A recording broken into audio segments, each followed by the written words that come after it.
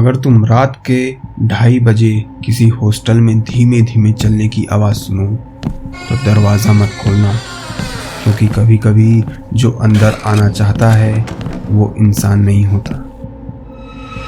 ये है room number 303 का सच, जहां वो आज भी आती है। दोस्तों, ये स्टोरी है उत्तराखंड के पहाड़ों में बने एक पुराने इंजीनियरिंग कॉलेज का, जहां एक बॉयज़ हॉस्टल है और उस बॉयज़ हॉस्टल के ब्लॉक सी में कुछ ऐसा होता है जो सबका दिमाग हिला देता है। इस हॉस्टल की सबसे ऊपरी मंजिल पर एक कमरा है, रूम नंबर 303। ये कमरा पिछले 3 साल से खाली है। कहा जाता है कि यहाँ जो भी रहता है वो रात को अकेला नहीं रहता। हॉस्टल वार्डन ने इस कमरे को ऑफिशियली बंद कराया हुआ है, पर जिस तरह 303 के दरवाजे पर लगा जंग ताला बार बार अपने आप खुला मिलता है। सब कहते हैं किसी को ये कमरा खुद बुलाता है, पर किसे बुलाता है और क्यों बुलाता है? अगर आपको ये जानना है तो ये वीडियो, ये स्टोरी एंड तक देखें। 303 से दूर रहे। स्टोरी शुरू होती है आर्यन से। आर्यन फर्स्ट ईयर का एक नया स्टूडेंट था। पहाड़ी शहरों का शांत माहौल उसके लिए नया था, लेकिन उसके अराइवल के पहले ही दिन उसके सीनियर्स ने उसे वार्निंग दे दी। 303 से दूर रहना, उस कमरे में कोई रुकता नहीं। आर्यन हंसकर टाल देता है। उसे लगता है सीनियर्स उसकी रैगिंग ले रहे हैं और उसे डराने की कोशिश कर रहे हैं। लेकिन उसी रात 303 का ताला अपने आप जमीन पर गिरता है, और वो ताला जैसे ही जमीन पर गिरता है पूरे कॉरिडोर में जोर की आवाज आती है। आर्यन पहली बार थोड़ा सा सहम जाता है, क्योंकि उसके लिए ये सिचुएशन बहुत नई थी। वो नहीं जानता था कि आगे उसके साथ क्या होने वाला है। आर्यन अपने रूम में 301 में था। रात लगभग 2:17 पर उसे कॉरिडोर में धीमी, बहुत धीमी किसी चलने की आवाज सुनाई देती है। ऐसा लग रहा होता है कोई चलकर आ रहा है। ऐसा लगता है कि कोई बहुत धीमे धीमे घिसटते पैरों से चल रहा हो। 303 के सामने आकर चलने की आवाज रुक जाती है। फिर कमरे के अंदर से एक लड़की की हंसी आती है, कमजोर पर टूटी हुई, जैसे कोई रोते रोते हंस रहा हो। आर्यन का खून जम गया। उसका पसीने से बुरा हाल था। वो डर चुका था, क्योंकि ये सिचुएशन उसके लिए नई थी। वो अनजान था उन चीज़ों से, उन बातों से जो उसके साथ घटने वाली थी। तभी आर्यन धीरे धीरे उठता है। वो हल्की सी झलक देखने के लिए वो बाहर निकलता है। अपने दरवाजे की चाबी वाली छेद से बाहर झांकने की कोशिश करता है, और पहली बार देखता है 303 का दरवाज़ा थोड़ा सा खुला है। और वो जैसे ही सामने देखता है तो उसे दिखता है एक लड़की की परछाई उसके सामने खड़ी है।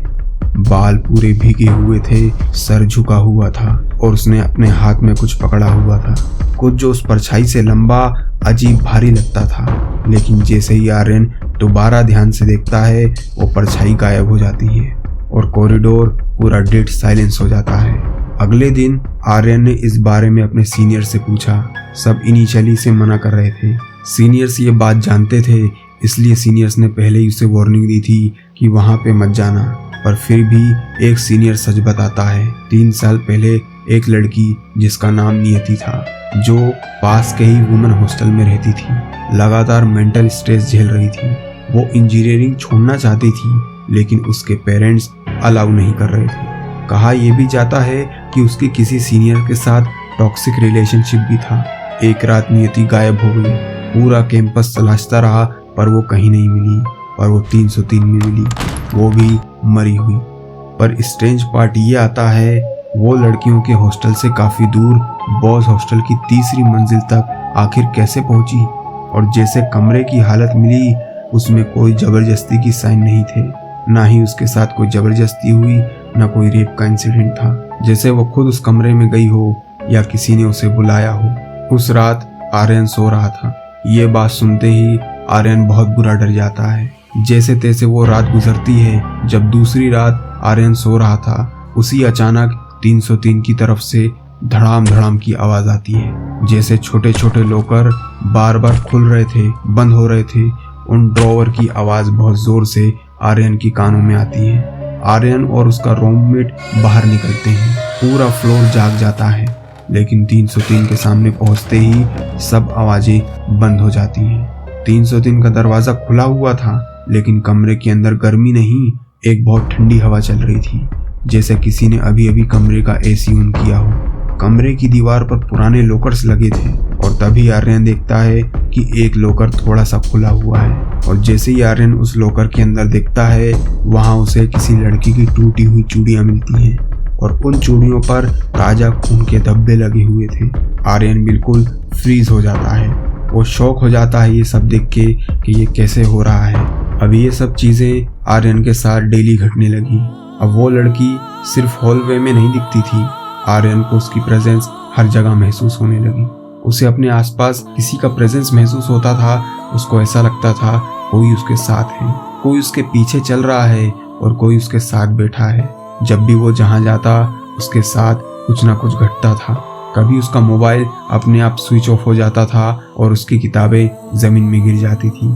और कभी कभी तो ऐसा होता था कि आर्यन की खुद की हैंडराइटिंग में लिखा मिलता था 303 मत जा।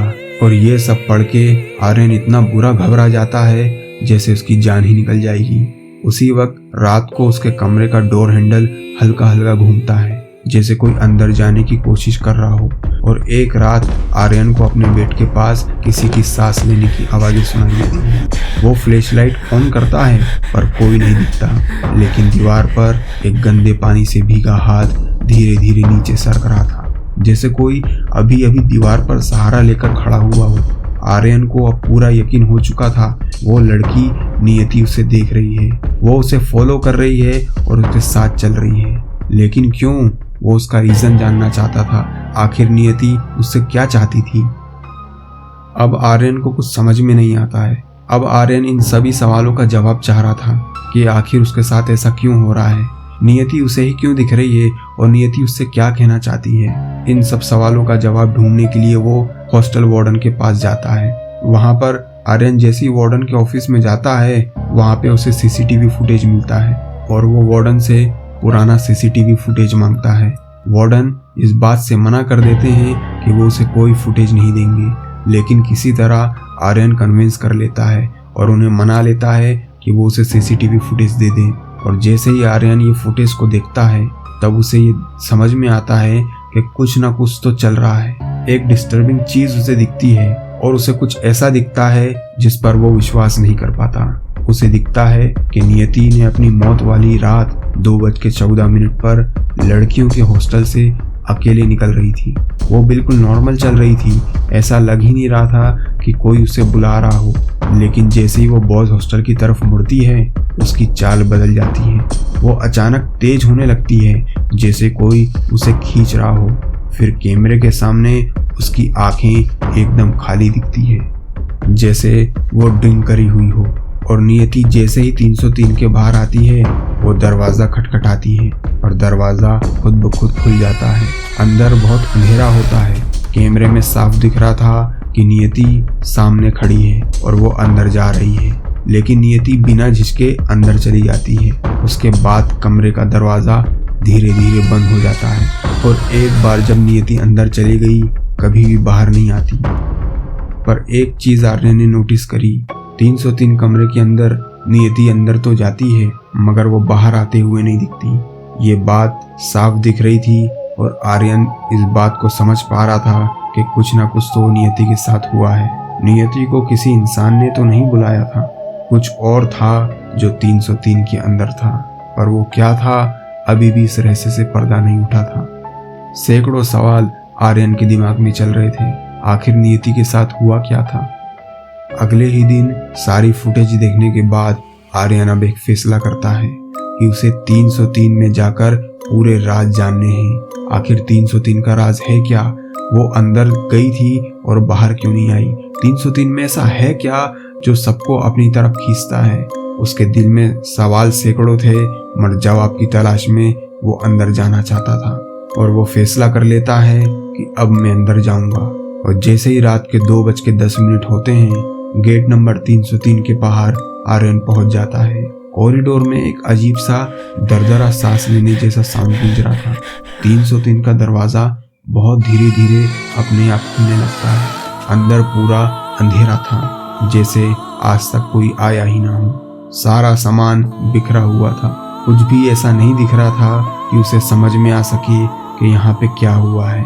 आर्यन अपनी फ्लैशलाइट ऑन करता है और देखने की कोशिश करता है और वो धीरे धीरे अंदर की ओर जाने लगता है। कमरे में पुरानी एक सड़न की बदबू, जैसे कई दिनों से यहाँ कुछ मरा हुआ हो, क्योंकि वो कमरा बहुत दिनों से बंद पड़ा था और उसमें किसी मरे हुए जानवर की बदबू आ रही थी। दीवारों पर पानी की लाइनें बह रही थी। उस फ्लोर पर किसी के नाखून से खींची हुई लकीरें दिख रही थी, जैसे किसी ने बाहर आने की बहुत कोशिश की हो।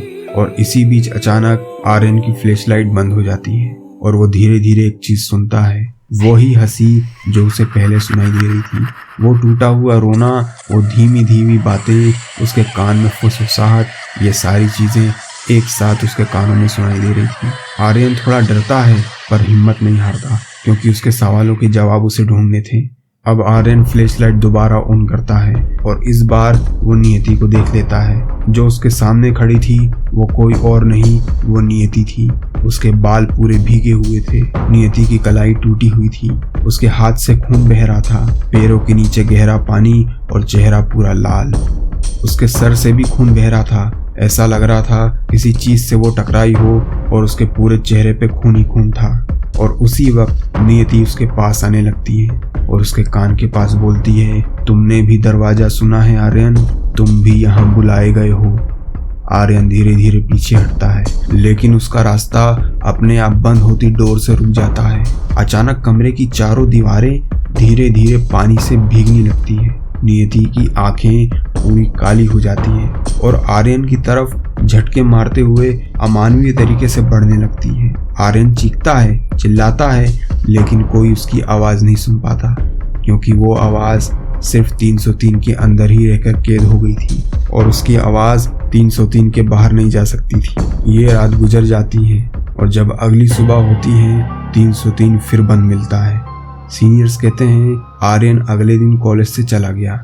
लगता है वो डर गया है, लेकिन अगले कुछ दिनों में 301 के स्टूडेंट नोटिस करते हैं रात 2:17 पर उनके कमरे की दीवार पर पानी गिरता है और कमरे के दरवाजों पर हल्की हथेली का निशान बन जाता है। कई स्टूडेंट्स ये बताते हैं कि 303 अब सिर्फ एक आत्मा का घर नहीं है, अब वहाँ पे 2 आत्मा रहती हैं, एक नियति और दूसरा आर्यन, जो नियति को ढूंढने तो गया था और उसका सच पता करने गया था, पर वापस नहीं लौटा। दोस्तों, इस कहानी से क्या सबक मिलता है? इस कहानी से एक बात साफ समझ में आती है, डर हमेशा अंधेरे में नहीं छुपा होता, कई बार वो हमारी लापरवाही में छुपा होता है। अगर कभी आप हॉस्टल, लॉज या किसी भी ऐसी जगह में जा रहे हो जहां कमरे में अजीब आवाजें आ रही हों, कुछ संदिग्ध ऐसी चीजें चल रही हों जो आपको एबनॉर्मल लगे, वो साया दिख रहा हो या चीजें घटित हो रही हों आपके सामने, तो उस जगह से चले जाइए या आपके आसपास के लोगों को इसकी सूचना दें।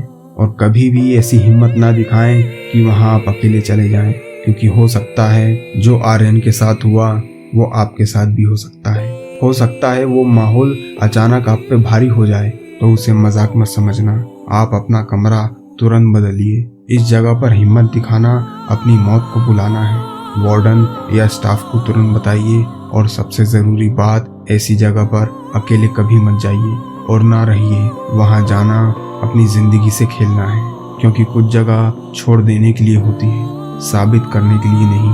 अगर इस कहानी ने आपको एक पल के लिए भी सतर्क किया हो या आपको लगा हो कि ये सच किसी के साथ भी हो सकता है, तो इस वीडियो को ज़्यादा से ज़्यादा लाइक कीजिए, अपनी राय कमेंट में ज़रूर बताइए और इस डर को अवेयरनेस बनाकर लोगों को शेयर करिए, ताकि और लोगों को भी समझ में आए और उनकी ज़िंदगी बच सके।